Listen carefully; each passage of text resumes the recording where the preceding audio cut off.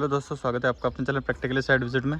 दोस्तों, जैसा कि हमने पिछले पार्ट में चर्चा की थी कि जिस तरीके से हम फुटिंग की सेटरिंग और फिर फुटिंग भरने के बाद में जो फुटिंग कास्टिंग होती है उसे भरने के बाद में हमारा नेक्स्ट पार्ट होता है उसके ऊपर कॉलम भरना।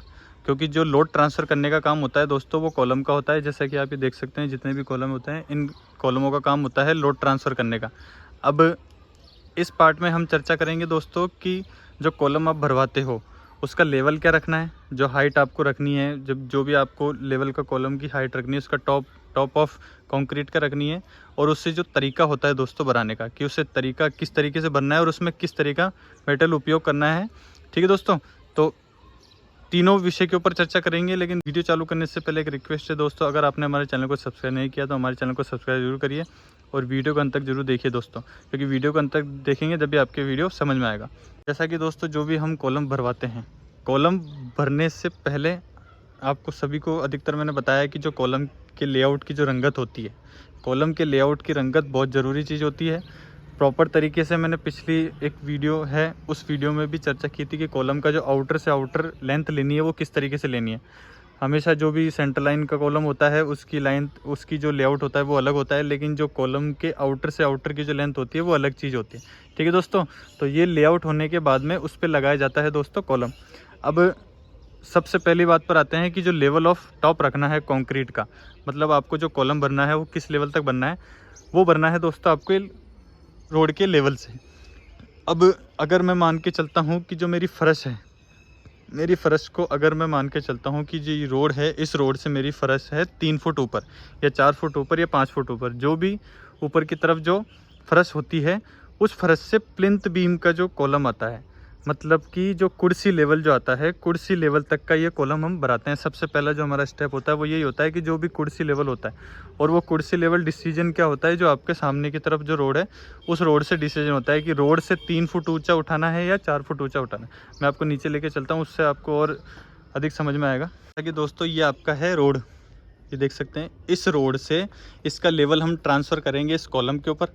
जो भी आप एक टेम्परेरी निशान लगा दीजिए कि इस लेवल तक हमारा जो कॉलम है, जो रोड है, हमारा जो रोड का जो लेवल है वो ये लेवल है। अब इससे ऊंचा हमें कितना जाना है, ठीक है दोस्तों, कि उससे ऊंचा कॉलम जाने के बाद में फिर वो दीवारें बनती है, फिर उसमें भराई होती है, फिर पीसीसी हो जाती है। यही प्रोजेक्ट होता है, यही जो प्रोसेस होता है और यही प्रोजेक्ट होता है। जैसा कि ये देख सकते हैं, इस रोड से हमने 3 फुट का निशान लगाया, ठीक है दोस्तों, और उससे 3 फुट ऊपर हमारा कुर्सी लेवल अगर आता है, मान के चलिए अगर जो पीसीसी जो डीपीसी आती है, डीपीसी का जो लेवल होता है, कुर्सी लेवल का जो डीपीसी का लेवल होता है, वो डीपीसी का लेवल अगर इस जगह पर आता है, इससे 3 फुट ऊपर आता है, तो हम इस 3 फुट ऊपर तक इसका कॉलम भरा देंगे।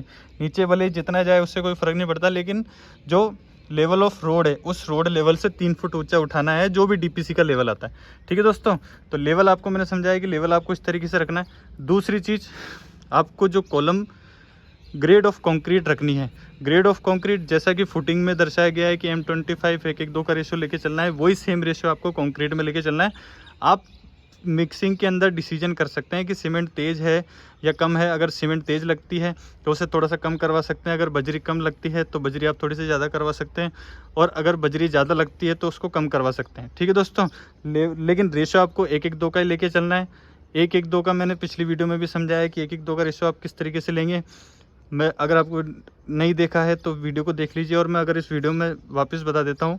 1:2 का रेशियो अगर आप लेते हैं मैनुअल मिक्सिंग के अंदर मशीन में, तो आपको 1 कट्टा सीमेंट और 1 तगारी और 4 तगारी आपको सीमेंट लेनी है, 4 तगारी आपको बजरी लेनी है, और 8 तगारी आपको छर्रा लेना है, जिसमें दोनों में डिवाइडेड हो जाएगा। 4 तगारी 10 और 20 की हो जाएगी। ठीक है दोस्तों, तो ये रेशियो आपको मैनुअल मिक्सिंग में लेके चलना है। मिक्सिंग का प्रोसेस बिल्कुल सही रखना है, कोई इसमें किसी भी तरह की वो नहीं रखनी है। बिल्कुल पानी बिल्कुल बराबर लेवल में होना चाहिए, कोई पानी ज़्यादा भी नहीं होना चाहिए और पानी कम भी नहीं होना चाहिए। ठीक है दोस्तों, तो नेक्स्ट सेकंड पार्ट होने के बाद में अब तीसरे पार्ट पर आते हैं दोस्तों। जब कॉलम आप भरते हो तो कॉलम भरने से पहले जो सेटरिंग होती है उस सेटरिंग का आपको किस चीज़ का ध्यान रखना है। अब अधिकतर मैं अपनी वीडियो में समझा चुका हूँ कि कॉलम की जो सेटिंग लगती है, एक तो उसका सावल प्रॉपर तरीके से होना चाहिए। कॉलम आप यही जो स्टेज होती है जो लोड ट्रांसफ़र करने का काम करेगी, और यही स्टेज होती है जो आपके जो दीवारें ऊपर जाती हैं उसी का काम करेगी। और क्योंकि अगर इस जगह पे आप कॉलम सही भरोगे तो ऊपर वाला कॉलम ऑटोमेटिक सही जगह पर आ जाएगा। ठीक है दोस्तों, और सबसे पहला इसका सावल का ध्यान रखना है, दूसरा इसके कवर ब्लॉक का ध्यान रखना है। चारों तरफ से कवर ब्लॉक होना चाहिए।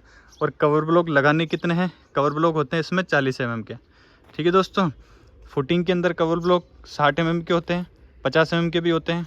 और जो कॉलम होता है उसमें 40 mm का कवर ब्लॉक लगना चाहिए। एल का जो एल कॉर्नर होता है, ये आप देख सकते हैं, ये जो कॉर्नर होता है इस कॉर्नर पर आपको कवर ब्लॉक लगाना है। ये जो कॉर्नर होता है इस एल शेप में आपको कवर ब्लॉक लगाना है। तो चार कवर ब्लॉक लगते हैं एक कॉलम के अंदर। तो चारों कवर ब्लॉक से आपको मेंटेन करके रखना है दोस्तों। सबसे पहली चीज़, सावल आपको प्रॉपर तरीके से होना चाहिए। कवर ब्लॉक का विशेष रूप से ध्यान रखिए।